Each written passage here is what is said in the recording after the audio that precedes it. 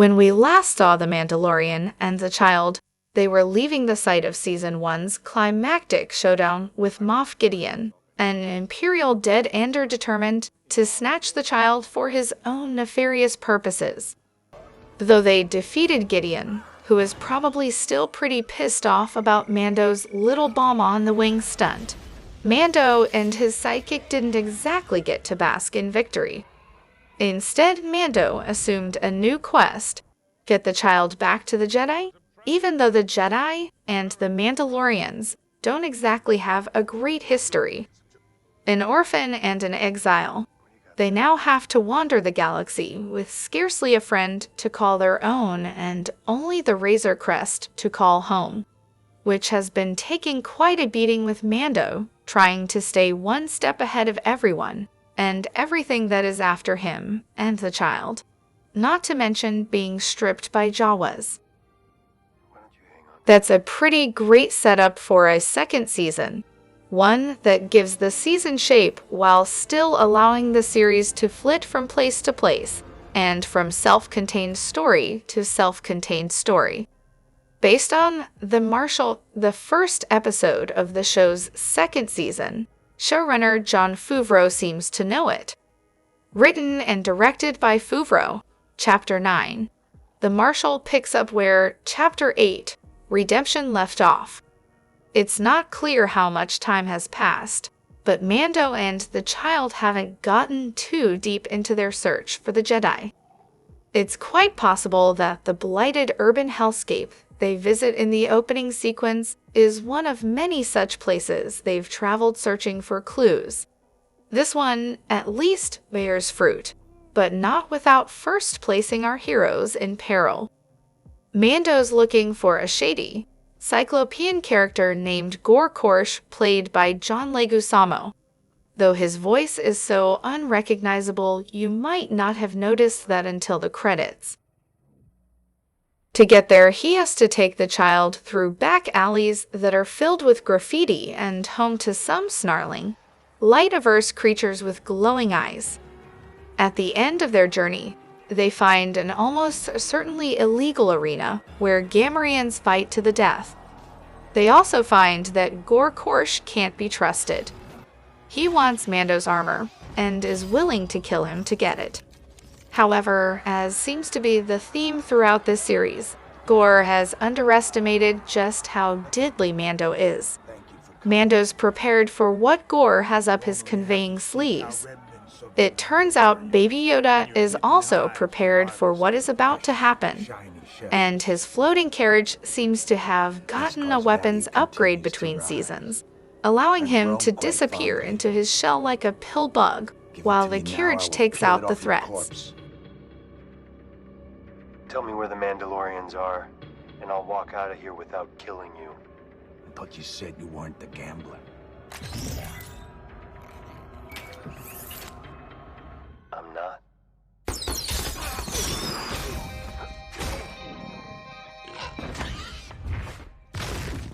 We can see that the Mandalorian isn't trying too hard to hide its lone wolf and the cub influence. Mando gets the information he needs from Korsh, then leaves him hanging, literally, putting him at the mercy of the creatures with glowing eyes.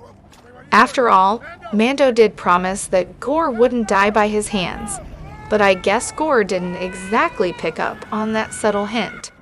That doesn't work out so well for Gor.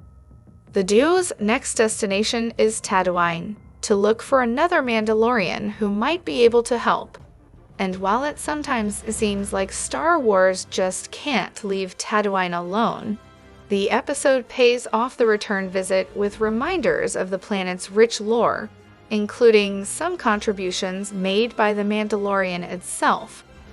Chief among them is Pili Motto, the droid-loving mechanic played by Amy Sedaris. She's happy to see Mando, who's even grown a little less leery of her clumsy droids. Maybe his time with IG-11 has changed his heart.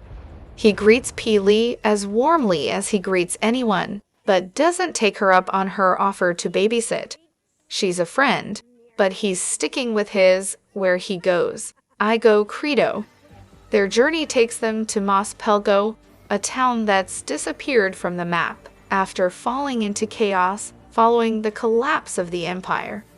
Getting there means sharing a campfire with some Tusken raiders, then arriving at a town that's not quite as abandoned as Mando had been led to believe. Under the distressful eyes of the locals, Mando sets out to find another of his kind.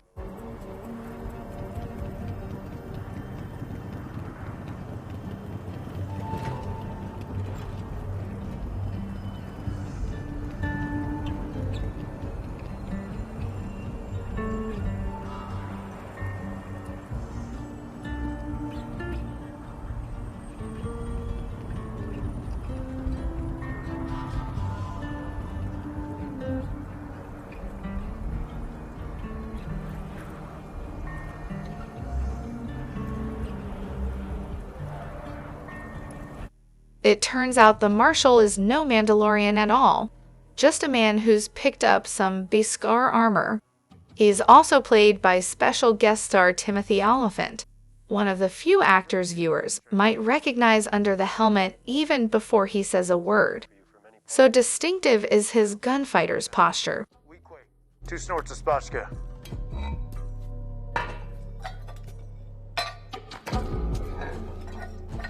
Why don't you join me for a drink?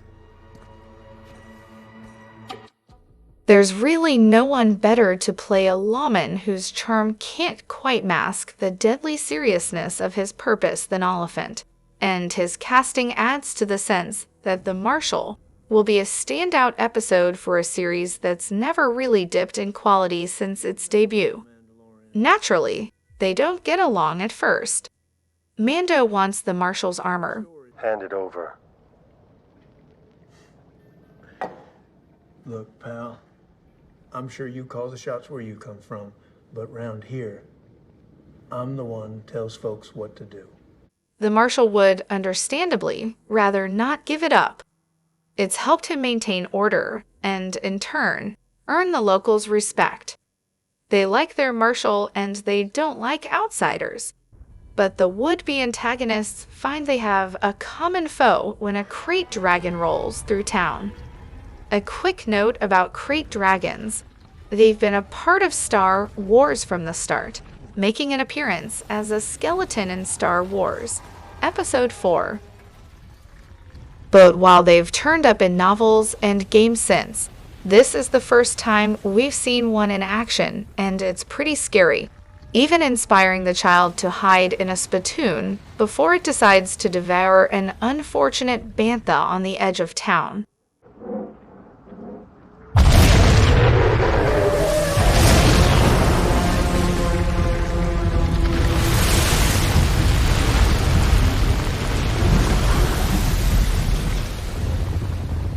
It only gets scarier as the episode progresses and we learn the full extent of its powers. But first, we get a flashback in which the Marshal relates his past, which is notable in part because Star Wars doesn't generally do flashbacks. But the rules are a bit different on The Mandalorian, which allows the Marshal to tell about how the destruction of the Death Star created a power vacuum filled by the Mining Collective, which hid its gangster-like approach under a benign name.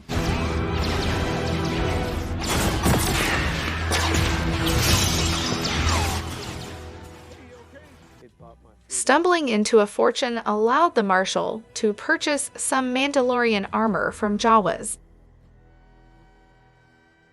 And thus he became the Marshal, kicked the Collective out of town, and made sure Mos Pelgo ran fairly for those who remained.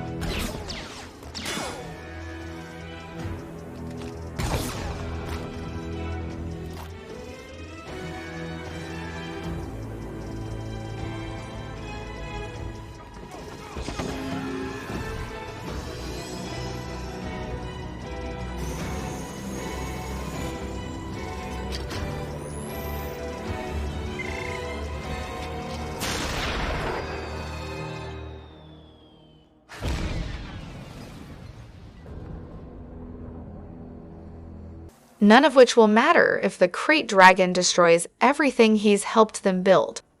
To defeat it, he'll have to listen to the Mandalorian and form an alliance with the Tusken Raiders, which is no small request given the hostilities between the settlers and the Tuskens. Star Wars has used Tusken Raiders as stand-ins for Native Americans in Westerns since the first film. Last season saw The Mandalorian bringing some nuance to that dynamic via Mando's civil relations with the Tuskens. This episode deepens that nuance. Much like later Westerns backed away from depicting Native Americans as barely human savages, the Marshal presents the tense relations between settlers and Tuskens as a complex situation with no easy answers. Sure, the Tuskens kill Mos Pelgo's citizens, but they also believe the settlers stole their land, so it's complicated. At first, the Marshal's having none of it. He won't drink from the stinky, seemingly smoke-producing fruit the Tuskens offer him. They take offense, but they were already on the verge of taking offense anyway thanks to their history with the settlers until Mando steps in.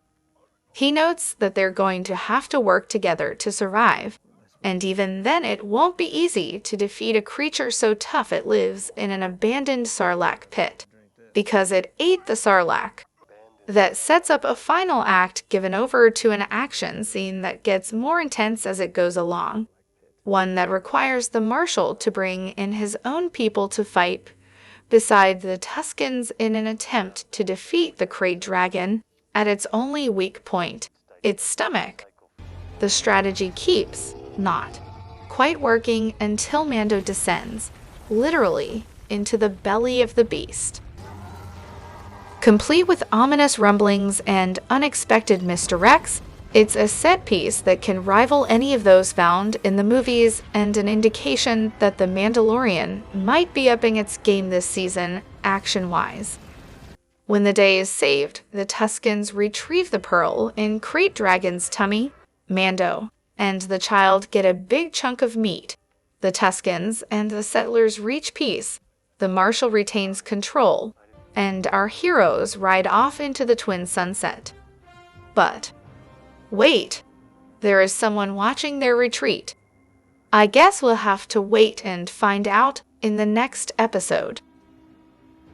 I really appreciate you stopping by to view this Mandalorian quick cap. If you're a lover of film and the visual arts, then Movie Meister is the channel for you.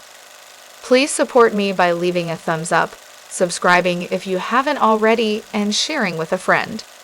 I create these videos for the pure pleasure of it, not to mention for the community.